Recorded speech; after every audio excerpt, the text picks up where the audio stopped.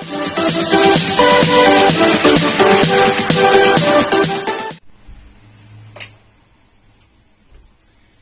And welcome to my YouTube channel जिसका नाम है BR अम्बेडकर बायोलॉजी क्लासेस।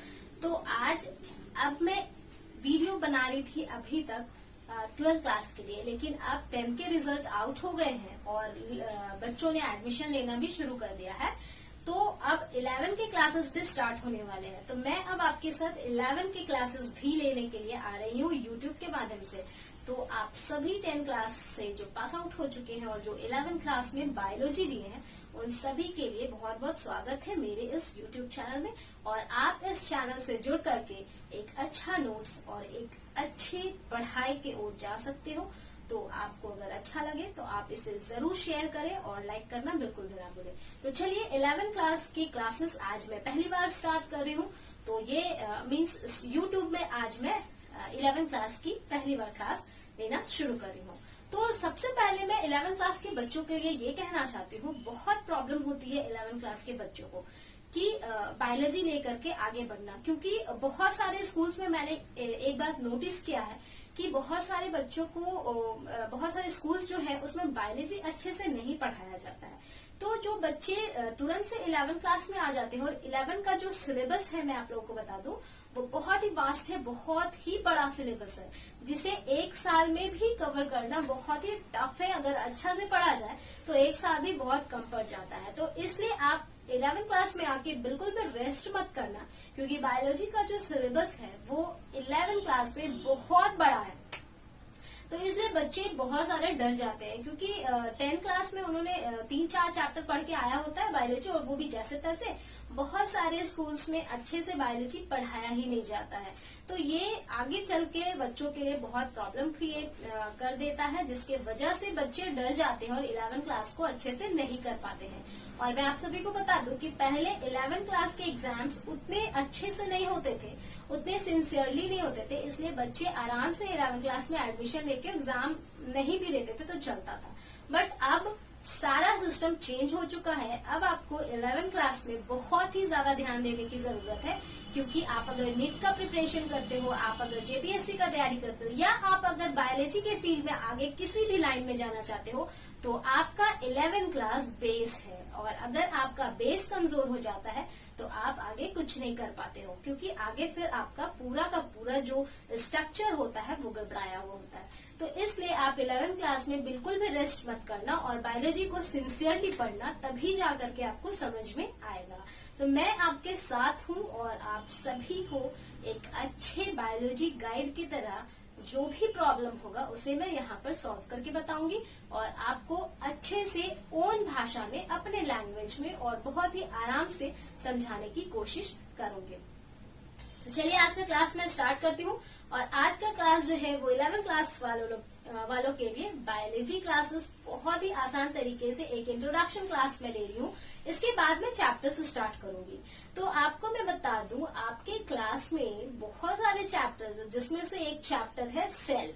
तो किसी भी इंसान को बायोलॉजी जब पढ़ाना चाहिए या पढ़ना चाहिए, तो सबसे पहले स्टार्ट करना चाहिए सेल से, क्योंकि जो लाइफ है इस धरती पे, इस अर्थ पे जो लाइफ है वो पॉसिबल हो पाया है तो सिर्फ और सिर्फ सेल के कारण। अगर सेल नहीं बनता तो यहाँ पर कोई भी जीवित प्राणी और जीवित ऑर्गेनिज्म नहीं होता। तो आप लोगों को एकदम बेसिक ABCD ऑफ बायोलॉजी में पढ़ाऊंगी, तो इसलिए घबराने की कोई जरूरत नहीं है। तो आप लोगों के दिमाग में आता होगा, एज यूजुअल सभी के दिमाग में आता है कि हम कहाँ से आए हैं, ये पेड़ पौधे कहाँ से आए हैं, जो जीवित प्राणी, जो लिविंग बींग्स है वो कहाँ से आए हैं। तो आपने दो चीजें सुनी होंगी, living things and non living things. ये बहुत ही बेसिक चीज है। तो लिविंग थिंग्स क्या होता है? लिविंग थिंग्स के कैरेक्टरिस्टिक्स की अगर हम बात करें तो 2-4 कैरेक्टरिस्टिक्स ऐसे हैं जो लिविंग थिंग्स में होते हैं और नॉन लिविंग थिंग्स में नहीं होते हैं। जैसा कि आपको मैं बता दूं, living things can grow, living things बढ़ते हैं।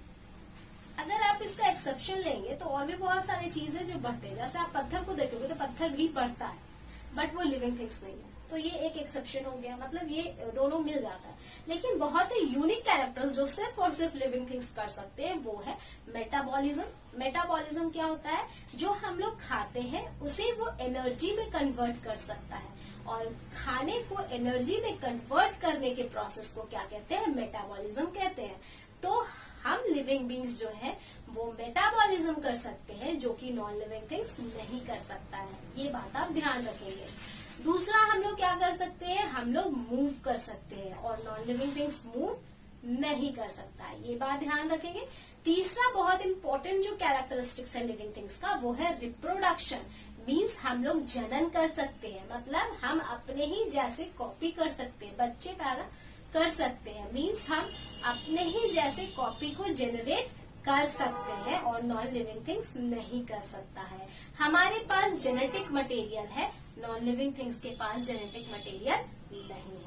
तो इस बात को आप ध्यान रखेंगे। तो ये हो गया कुछ लिविंग बींग्स का कैरेक्टरिस्टिक्स, जो कि लिविंग थिंग्स और नॉन लिविंग थिंग्स में डिफरेंशिएट करता है, यानी दोनों को अलग बनाता है। तो ये बेसिक चीज है, आप सभी को जानना बहुत जरूरी है, क्योंकि बहुत सारे बच्चे बहुत आगे आगे पढ़ लेते हैं लेकिन बेसिक जो बातें हैं वो नहीं जान पाते हैं।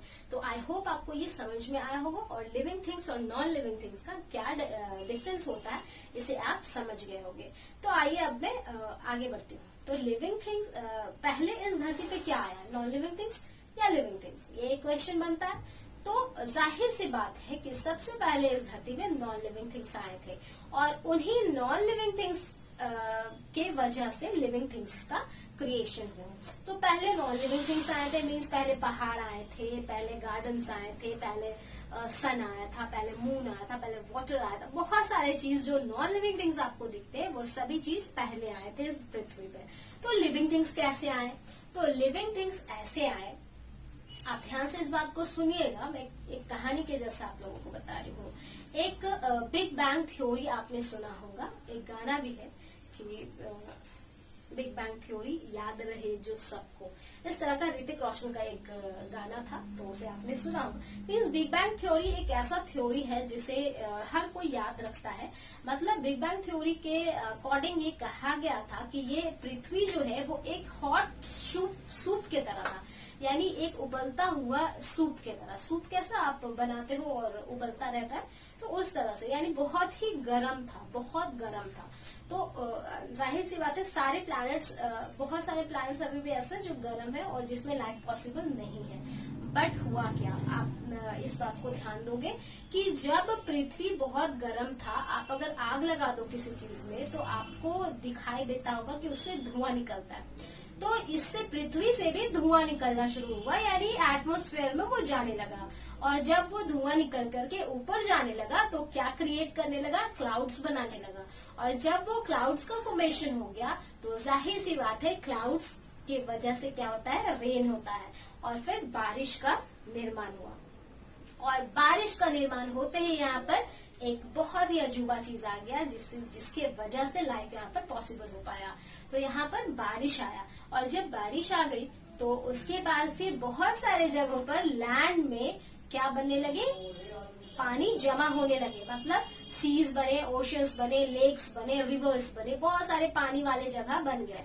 अब इतना पानी यहाँ पर आ गया कि 70% of the land is covered with पानी, मतलब वाटर, यानी कि पृथ्वी का 70%, 1/3 हिस्सा जो है वो पानी से ही भर गया और बाकी का हिस्सा में हम लोग रहते हैं। तो इतना ज्यादा पानी यहाँ पर आ गया और जब पानी यहाँ पर आ गया तो क्या हुआ, धीरे धीरे धीरे धीरे जो नॉन लिविंग थिंग्स थे और जो चीजें थी, जो मटेरियल्स थे, जो केमिकल्स थे, वो सभी क्या होने लगे, आपस में एग्रीगेट होने लगे। जैसे सबसे पहले क्या हुआ, CH4, ऑक्सीजन, वाटर, ये सारा चीज क्या हुआ, आपस में मिलने लगा। एटम्स जो है वो आपस में मिलने लगे और जब एटम्स आपस में मिलने लगे तो एक बड़ा सा मास बनाया और एक बड़ा सा जब मास टाइप से बनाया, मास मीन्स मांस नहीं, मीट वाला मांस नहीं, मास बनाया, यानी बहुत सारे चीज एक जगह इकट्ठे हुए, उसको एक फेवरेबल कंडीशन मिला तो वो एक सेल का निर्माण किया, यानी कोशिका का निर्माण किया।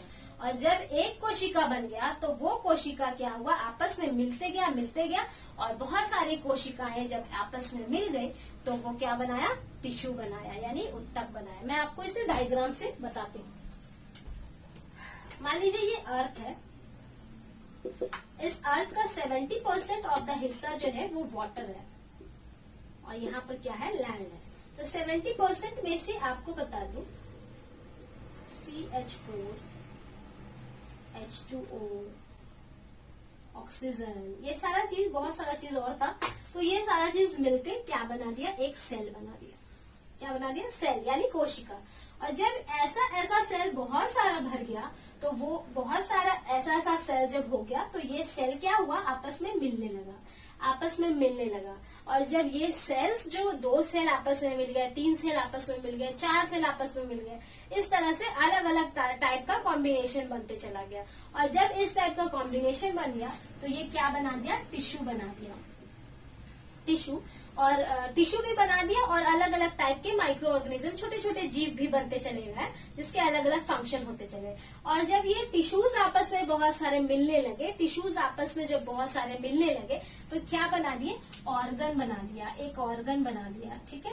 और जब ऑर्गन्स बहुत सारे मिल गए, तो क्या बनाया, ऑर्गन सिस्टम बनाया। एंड और इसी को क्या कहते हैं, ऑर्गेनिज्म, जो कि हम लोग हैं। बहुत बेसिक चीज है, इसे कोई नहीं बताता आप लोगों को, इसे ध्यान में रखना। ठीक है। तो सबसे पहले क्या बना, सेल बना। ठीक है। सेल के बाद क्या बना, टिश्यू बना। टिश्यू के बाद क्या बना, ऑर्गन बना। ऑर्गन के बाद क्या बना, ऑर्गन सिस्टम बना। और फिर उसी को क्या बोलते हैं, ऑर्गेनिज्म। सपोज दैट अगर आप मुझे देख लीजिए, तो मैं एक ऑर्गेनिज्म हूँ। ठीक है। अगर आप बैक्टीरिया को देख लीजिए, तो वो भी एक ऑर्गेनिज्म है। ठीक है। तो इस तरह से ऑर्गेनिजम्स बना। तो अगर मेरी बात हम करें, तो मैं एक ऑर्गेनिज्म हूँ। तो मेरे अगर हाथ को आप ले लोगे, तो ये हाथ क्या है, एक ऑर्गन है। हाथ क्या है, एक ऑर्गन है। आंख क्या है, एक ऑर्गन है। नाक क्या है, एक ऑर्गन है। लेकिन अगर इस नाक को अगर मैं काट के यहाँ से निकाल दूं, तो इस नाक के अंदर बहुत सारे टिश्यूज आपको मिलेंगे, अलग अलग टाइप के। ठीक है। अगर मैं हाथ को यहाँ से निकाल दूं, तो इस हाथ के अंदर आपको अलग अलग टाइप के टिश्यूज मिलेंगे। और उस टिश्यूज को भी अगर हम लोग निकालेंगे, तो एक टिश्यू जो आप उठाओगे, उसमें एक पर्टिकुलर टाइप का सेल रहेगा। यानी एक टिश्यू में एक ही तरह का सेल, या फिर डिफरेंट तरह का सेल्स भी रह सकता है। तो सेल से टिश्यू बना, टिश्यू से ऑर्गन बना, ऑर्गन से ऑर्गन सिस्टम बना। अगर मैं अपनी बात करूं, तो मेरे अंदर बहुत सारे ऑर्गन्स हैं। आंख है, नाक है, कान है, दांत है, हाथ है। अंदर इंटरनल अगर बात करूं, तो लिवर है, स्टमक है, बहुत सारी चीजें। तो ये सब क्या है, ऑर्गन्स। और इस ऑर्गन से मिलकर के क्या बना, ऑर्गन सिस्टम, जिसे ऑर्गेनिज्म कहते हैं। तो ये हो गया। अब अगर मैं अपनी बात करूं, तो मेरे अंदर बहुत सारे ऑर्गन्स है, बहुत सारे टिश्यूज है, बहुत सारे सेल्स भी है। तो मैं क्या हो गई, मल्टी सेलुलर। क्या हो गई, मल्टी सेलुलर। यानी मेरे पास एक, मल्टी मतलब क्या होता है, एक से ज्यादा, और सेलुलर यानी सेल, यानी मेरे पास एक से बहुत ज्यादा सेल्स है। तो इसलिए मैं क्या हो गई, मल्टी सेलुलर। लेकिन अगर आप एक बैक्टीरिया की बात करें, एक बैक्टीरिया की अगर आप बात करें, तो बैक्टीरिया के पास सिर्फ और सिर्फ एक सेल होता है। यानी एक सेल में ही सारा फंक्शंस होता है। चाहे वो सांस लेने का काम करे, चाहे वो एक्सक्रीटरी प्रोसेस करे, चाहे वो डाइजेशन करे, किसी भी तरह का प्रोसेस जो है वो सिंगल सेल में ही होता है। तो वो एक ही सेल का बना हुआ होता है, इसीलिए उसे क्या कहते हैं, यूनिसेलुलर। यूनि मीन्स एक, सेलुलर मीन्स सेल, यानी वो सिर्फ एक ही सेल का बना हुआ है, इसीलिए उसे क्या कहते हैं, यूनिसेलुलर। और जैसा कि मैंने बताया, मैं बहुत सारे सेल से बनी हुई हूँ, तो इसीलिए मैं क्या हूँ, मल्टी सेलुलर। उसी तरह से पेड़ पौधे भी क्या है, मल्टी सेलुलर। तो इसे आपको ध्यान में रखना है। तो यहाँ पर मैं आप लोगों से एक क्वेश्चन पूछना चाहूंगी, उसे अगर आप जवाब देंगे तो बहुत ही बेटर रहेगा। मान लीजिए आपसे एक क्वेश्चन पूछा जा सकता है, अगर आप नीट के लिए प्रिपेयर कर रहे हो या जेपीएससी के लिए। मान लीजिए मैं एक इंसान हूँ, और आप जो देख रहे हो, आप भी एक इंसान हो। ठीक है। तो आप ये बताओ कि मेरे पास भी लिवर है और आपके पास भी लिवर है। ठीक है। तो मेरे लिवर में जो सेल्स होगा, वो वही सेल्स क्या आपके लिवर में होगा? ध्यान से सुनिए, जो मेरे लिवर में जो सेल्स होगा, क्या आपके लिवर में भी वही सेल्स होगा?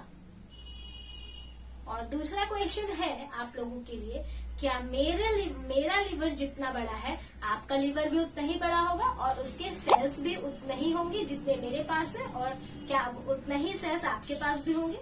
इस बात को ध्यान से सोचिएगा, और कमेंट में लिख करके जरूर मुझे बताइएगा आपका आंसर। मैं इसका आंसर नेक्स्ट वीडियो में आप लोगों को बताऊंगी। और आप लोगों के लिए ये बस एक इंट्रोडक्टरी क्लास था, तो इससे आप अंदाजा लगा सकते हो कि आपको कितना डीप लेवल में पढ़ना है। लेकिन आप घबराना नहीं, मैं उसे एकदम इजी वे में आप लोगों को बताऊंगी, इसी तरह से समझाते हुए। लेकिन आप कभी भी 11th क्लास में रेस्ट मत करना, क्योंकि ये बहुत ज्यादा सिलेबस होता है और आप फिर पीछे रह जाओगे। Thank you very much, keep watching my channel.